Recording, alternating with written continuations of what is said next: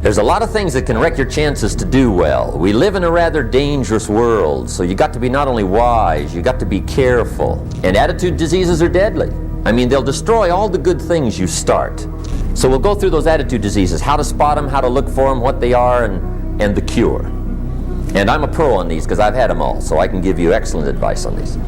Here's the list, attitude diseases. Number 1 is indifference. The shrug of the shoulder. The guy's not even concerned. He's just drifting. There's one problem with drift. You cannot drift to the top of the mountain. The guy says, well, I can't see getting all that worked up. Well, to be any kind of winner, you gotta get worked up. Here's the key to the good life. Learn to put everything you've got into everything you do. Whatever you are doing, pour it on. It will quickly open up into opportunity or quickly disclose to you that you ought to be doing something else. The delusion is, if I had a better job, I'd really pour it on.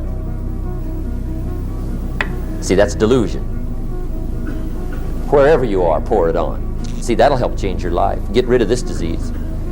Here's the next attitude disease, indecision. Mental paralysis. The guy can't make up his mind and it becomes a disease. Pretty soon he knows he's got it. The guy says, well, I know I'm on the fence. But he says, what if I get off on the wrong side? Listen, after a while it doesn't matter. Just get off. Any side will do. Here's the best way to live. One way or the other. That's best. Pick a direction and go with everything you got. Just pick one and go. Somebody says, yeah, but what if it's the wrong direction? You'll find out quicker. A life full of adventure is a life full of many decisions. The ones that turn out to be wrong give you better experience to make better decisions. So don't see how many decisions you can get out of, see how many you can get into. That's where the adventure is. So shake off this disease, indecision. The next one is doubt. Doubt's like a plague. And one of the worst is self-doubt. There are many, but that's one of the worst. The guy doubts himself. Doubts if it'll last that long for him. Doubts if he can do that well. Doubts if he can make that much. Doubts if he can accomplish all that. A chronic, excellent self-doubter. You can imagine what damage that does to your future. So here's the key. Turn this coin over and become a believer. And there's many things to believe in. One of the majors is yourself. The understanding of self-worth is the beginning of progress. Now, if those three don't get you, this one will. Worry. That's a devastating disease. Worry. Worry causes health problems, social problems, personal problems, family problems. It's devastating. Worry long enough, it'll drop you to your knees. Could reduce you to begging.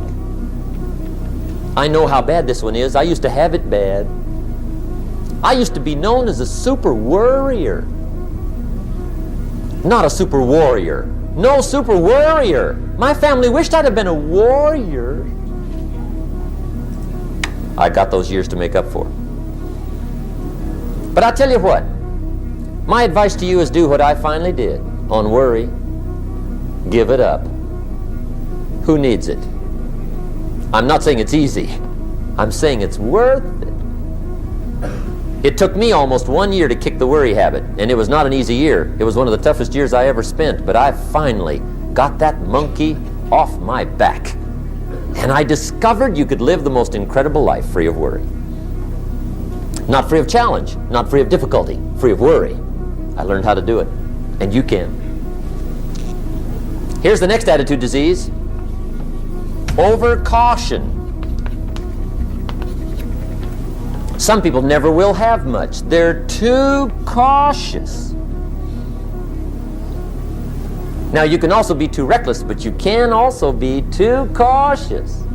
This is called the timid approach to life. And my caution was always the risk. Risk used to drive me right up the wall. I used to say, what if this happens? It's called the language of the poor. What if this happens? And on top of that, if this was to happen, look at the fix I'd be in. I better not try. I could always ace myself out. Then I'll tell you what changed my whole life when I finally discovered it's all risky. The minute you were born, it got risky. If you think trying is risky, wait till they hand you the bill for not trying. If you think investing is risky, wait till you get the tab for not investing. See, it's all risky. Getting married is risky. Having children is risky. Going into business is risky. Investing your money is risky. It's all risky. I'll tell you how risky life is. You're not going to get out alive. That's risky. The Englishman says, well, if that's the way it's going to work out, let's give it a go. Right, that's what it's for. Give it a go. Somebody says, yeah, but I'm looking for safety and security. Fine, then huddle in a corner. We'll cover you with a sheet, bring you 3 meals a day. And we'll protect you, feed you, look after you, care for you. We won't let anything happen to you. And you'll probably live to be 100. The guy said, well, yeah, I'd live to be 100. But what a way to live. Right. What a way to live safe and secure. Don't ask for security. Ask for adventure. Better to live 30 years full of adventure than 100 years safe in the corner. Here's the next attitude disease. We're almost through with this motley list. In fact, we're almost through. Hang on. The next one is pessimism. Pessimism, the deadly disease of always looking on the bad side, the problem side, the difficult side, checking all the reasons why it can't be done. The poor pessimist leads an ugly life. He doesn't try to figure out what's right. He tries to figure out what's wrong. He doesn't look for virtue. He looks for faults. And when he finds them, he's delighted. How ugly. This is the poor guy who looks through the window, doesn't see the sunset. He sees the specks on the window.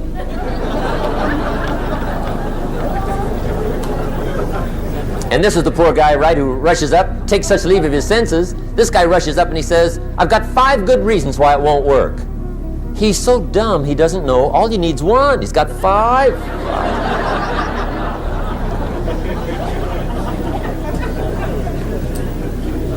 To the pessimist, the glass is always half empty. To the optimist, the glass is half full. Why would the same measure affect people 2 different ways? Answer, it all depends on how you look at it. Our lives are mostly affected by the way we think things are, not the way they are. The way we think they are affects us most. There's a subject we don't have time to get into tonight called better thinking habits. One of the major things Shove taught me when I met him, he said, poor thinking habits keeps most people poor. Not poor working habits. Most people work hard, but they don't think hard. And Shove taught me that the mind is like a factory, a mental factory. And whatever you think about all day long pours ingredients into this mental factory. And that's what builds the economic, social, financial fabric of your life. As you think, so you become. How awesome. When he talked about poor thinking habits, he had me. I used to start the day reading the morning newspaper. I mean, you can believe that or not. I'd get a cup of coffee and read the paper. I'd load up on wars and riots and murders and stabbings and killings and bank robberies and muggings and car wrecks and tragedies. I'd even read the back pages. I seem to like that stuff for some weird reason. I'd load up on all that, and then I'd start the day. You can imagine the kind of days I used to have. You walk around on your financial knees. They call you economic peewee. The guy says, I want to be a great leader. Wonderful. The first thing we do is follow him to his house. When we get there, we walk in and check his library, number 1. Somebody says, well, why check his library? The reason is because What a man reads pours massive ingredients into his mental factory, and the fabric of his life is built from those ingredients. You would not believe what some people have got in their house to read. You would not believe. One of the best dressed up words I know for a lot of it is trash. Can you imagine dumping a barrel of trash into this mental factory every day and coming out with a rich, dynamic, positive life? It can't be done. You might as well try making a cake with cement. The kids back in Danbury, Connecticut, high school, they're asking me questions one day. I'm talking to the kids. Kids got good questions these days. One of them said to me, Mr. Rohn, how do you build the good life? I said, it's simple. It's not easy, but it's simple. Here's how you build anything. Select the right ingredients, keep out the wrong ingredients, and it starts with thought. Everything starts with thought. So you must be wise and careful what you think about, because that starts everything. I asked the kids, what would happen if somebody dropped sugar in my coffee? They said, well, you'd be okay. I said, what if somebody dropped strychnine in my coffee? They said, well, you'd be dead. I said, correct. Lesson 1. Life is both sugar and strychnine. You gotta be careful. I said, what if my worst enemy drops in the sugar? They said, will you be okay? I said, what if my best friend, even by accident, drops in the strychnine? They said, well, you'd be dead. I said, correct. Lesson 2, watch your coffee.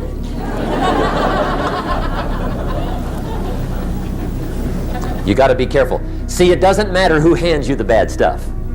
It doesn't matter where you get the bad stuff. It'll still do its damage on your bank account, wherever you get it. Mr. Schoaf gave me one of the greatest phrases when I first met him, when he said, Jim, every day stand guard at the door of your mind. How important. Stand guard at the door of your mind. And you decide what goes into your mental factory. Don't let anybody just dump anything they want to in your mental factory, because you've got to live with the results. Okay, here's the last disease, and we're through with this list. The last subject is very brief. The last disease, but this one is deadly. Engage in this one, indulge in it even slightly, and you might as well forget the future, because it's going to forget you. Complaining, crying, whining, griping, a Bible word called murmuring. See, that'll ace your future. Spend 5 minutes complaining, and you have wasted 5. And you may have begun what's known as economic cancer of the bone. Surely they will soon haul you off into a financial desert, and there let you choke on the dust of your own regret. I hope I said that well, so you won't forget. It's a deadly disease. Just be on the lookout of the things that can destroy all the good you start. The war is on. And this evening, tomorrow, mentally, personally, socially, economically, you got to make sure you're winning the war. And this is part of it.